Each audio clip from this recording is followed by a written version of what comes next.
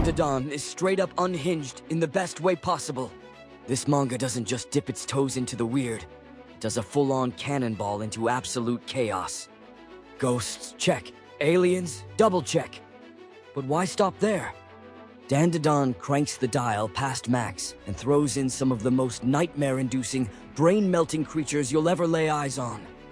We're talking twisted specters, jaw-dropping extraterrestrials, and entities so bizarre they make you question reality itself.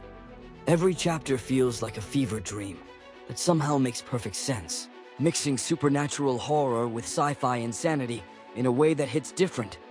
One moment, you're dealing with a ghost that looks like it crawled out of your worst sleep paralysis episode. And the next, you're face to face with aliens that redefine otherworldly. It's chaotic, it's unpredictable, and it's an absolute must-read if you live for the wildest, most off-the-wall storytelling out there. So, if you're down to explore the most mind-bending creatures lurking in this insane roller coaster of a manga, buckle up, because Dandadan does not hold back. Before we go through them, make sure to subscribe and hit the notification bell for more exclusive videos coming your way. Aliens, the space invaders.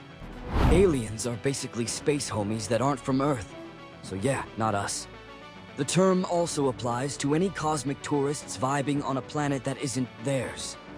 According to some dude named Rakuro Serpo, there are like 666 different alien species chilling in the galaxy. Kinda sus, not gonna lie. Here are some of the aliens in the Dandadan universe. Serpo aliens. The Serpo aliens are basically an all-dude squad from planet Serpo using some next-level sci-fi superpowers like mind control and, get this, high-tech gadgetry in their pants. While they actually look like tall, slimy slugs on legs, they prefer to catfish the universe by cosplaying as regular human guys. Mantisians. The Mantesians are from Mr. Mantis shrimp race. These crab-headed, jacked-up warrior dudes hail from Dover Demon's planet, and they're built differently. Literally. With swole, bipedal humanoid bods, they throw hands and claws like it's their 9 to 5. Venom? Laughable. They eat that for breakfast. These battle-hardened crustacean chads can scrap on land and underwater, and when they hit the ocean, it's basically their final form. The only downside is they have no gills. So, they gotta come up for air before they drown like an NPC. Oh, and speaking of final forms, these bad boys can shapeshift into an even more cracked-out version of themselves, turning their power levels to straight-up anime protagonists with absolutely menacing behavior. Cure. Cure is basically the name these alien squid dudes, the Serpo, came up with. Picture octopuses, but make them mecha suit obsessed and super into space colonialism. These guys are out here yeeting across the universe, snatching up planets left and right, all for the sake of cranking out more exosuits. How?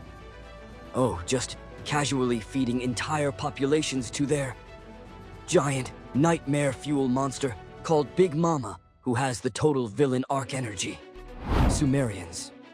Sumerians are basically space humans with built-in Wi-Fi antennas. They were vibing on planet Sumer until the Kur pulled up and hit them with the ultimate delete button. Now, they're pretty much extinct, except for Bamora, the last kid standing. They are literally giving the main character energy, with their tragic backstory unlocked. Yokai, the spooky squad. Yokai, aka ghosts or evil spirits, are basically the OG haters of the spirit world. They're out here being hostile to us mortals, and have become so famous, they've got their own nicknames. Here are some of the yokai in the Dandadan universe. Acrobatic Silky. The Acrobatic Silky is basically the OG mom on a mission vibes, searching for her lost child's spirit like it's a supernatural treasure hunt. She's rocking a red dress, a weird plate hat, and moves like an Olympic gymnast, flipping around like a Cirque du Soleil reject. Oh, and she has been spotted straight up leaping off skyscrapers for that dramatic effect. Talk about commitment. Evil Eye. The Evil Eye is like if a bad vibe and a horror movie had a baby. Picture a spirit that's pure white, a ghost vibe but fashion forward, with its eyes vertically placed like it's trying too hard to be unique. It twists and turns like a creepy dance, And if you make eye contact, say hello to your darkest thoughts. It's like the OG Toxic X of the yokai world. Rumor has it this thing might be related to the Kunakune, but honestly, no one wants to stick around long enough to ask. Turbo Granny. Get ready to lose your grandma in a race. These turbo-powered grannies chill in tunnels, minding their own business, till they decide to chase you. There are 3 types, each faster than the last. 80 km/h granny, 100 km/h granny, and the legendary 120 km/h granny. Legend has it, some dude wandered into the mountains, got chased by a super-speed granny, and that's how this whole thing started. It's basically an old-school horror story where grannies are out here flexing some serious speed just to make sure you don't take shortcuts through the mountains. Slit-mouthed woman. This one is as simple as it is terrifying. Imagine a woman with a huge, gaping mouth, like really wide.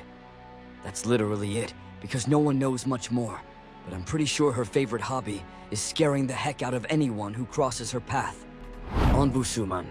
So, the Onbusuman is like the tragic, clingy ghost kid who just wants all your attention. This little spirit is the ghost of a baby who died young, and now they're out here riding people's backs in search of affection, like the world's saddest backpack buddy. If you show it love, it vibes out and rests. If you don't, it gets mad and turns into a total weight on your back, slowly making you feel like you're carrying the entire emotional baggage of the universe. Also, it has gravity powers and a magnet for other yokai, just to make things more interesting. Cryptids, the urban legends. Cryptids are basically the ultimate I swear I saw it bro creatures. They are those sketchy, mysterious beings that people claim exist, but conveniently, no one has receipts for. Cryptids are more like mythological clout chasers, popping up in blurry pics and questionable eyewitness accounts. Flatwoods Monster. The Flatwoods Monster is essentially a thick, 10-foot-tall alien unit built like a sumo wrestler, big belly, beefy arms, and absolute gym bro energy. This dude is straight up battle ready, rocking a gray body with some weird aesthetic line work running down the sides. But the real MVP feature? That sus hood around its head, giving major cult leader vibes. In Dandadan, it's rolling with the Serpos crew, and pops up as a minor menace during the Turbo Granny arc. Low-key, it's like a sinister bouncer who took the wrong gig. Pygmies. The Pygmies are basically tiny little dudes who are straight up invisible and just vibing on Earth. In Dandadan, they pull up as chaotic little menaces during the Kozuka Knives arc. Tiny but deadly, you know the drill. Tsuchinoko. This dude was basically a Mongolian death worm with clout. Gigi's village treated it like some god-tier snake, calling it the Great Snake, and thinking it was the legendary cryptid. But nah, in Dandadan, this guy is out here being a full-on villain during the Cursed House arc. Spooky noodle energy. Nessie. We also have Nessie. Well, Okarun calls it Kamisi, because it showed up in Kamago City first. This thing is basically a cryptid with a bad attitude, running errands for the Serpos, like a disgruntled part-time worker.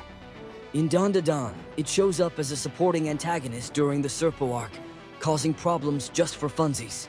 Now you can see. Dandadan is straight up unhinged in the best way possible, throwing aliens, yokai, and cryptids into a supernatural battle royale.